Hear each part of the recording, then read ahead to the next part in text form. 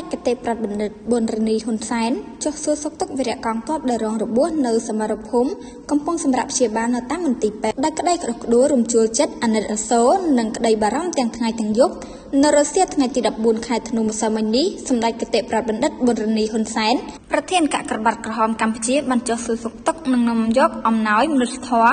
ផ្ដល់ជូនវីរៈជនការពារបូរណភាពទឹកដីដែលរងរបួសក្នុងសមរភូមិកំពុងសម្រាប់ព្យាបាលនៅមន្ទីរពេទ្យក្នុងរាជធានីភ្នំពេញ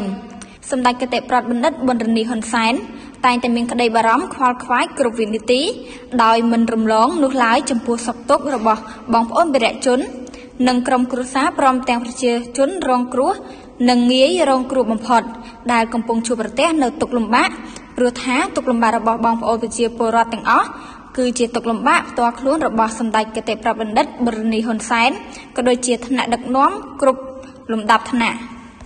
ស្ថិតក្នុងក្តីដកដកនោះនេះសម្ដេចគតិប្រដ្ឋបណ្ឌិតបាននាំនៅព្រះរាជបណ្ដាំផ្ញើសួរសុខទុក្ខក្តីអាណិតអាសូរពីសំណាក់សម្ដេចព្រះមហាក្សត្រីព្រះវររាជមេដាជាតិខ្មែរជាពិសេសការកោតសរស្នាប់ស្នែងចំពោះទឹកចិត្តដ៏អង់អាចក្លាហានហ៊ានពលីកម្មគ្រប់បែបយ៉ាងដើម្បីការពារបូរណភាពទឹកដីដ៏កំសត់របស់យើងនិងសូមជូនពរដល់វីរៈជនគ្រប់រូបសូមឆាប់ជាសះស្បើយឡើងវិញវីរៈជនទាំងអស់និងក្រុមគ្រួសារមានក្តីរំភើបឥតឧបមានិងបានថ្លែងអំណរគុណយ៉ាងជ្រាលជ្រៅបំផុតចំពោះសម្ដេចគតិប្រដ្ឋបណ្ឌិតប៊ុនរនីហ៊ុនសែន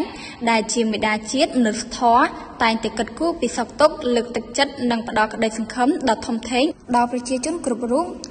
និងសូមប្រសិទ្ធពរជូនសម្ដេចគតិប្រដ្ឋបណ្ឌិតសម្ដេចតេជោហ៊ុនសែនសម្ដេចធិបតីហ៊ុនម៉ាណែតនិងលោកជំទាវបច្ចិនមនីព្រមទាំងថ្នាក់ដឹកនាំគ្រប់លំដាប់ថ្នាក់សូមមានសុខភាពល្អបរិបូរណ៍កម្លាំងខ្លាំងក្លាជំនឿយុយឺនយូរដើម្បីខ្លាចជាមលុបដ៏កក់ក្ដៅដល់ប្រជាជនកម្ពុជាជារៀងដរាប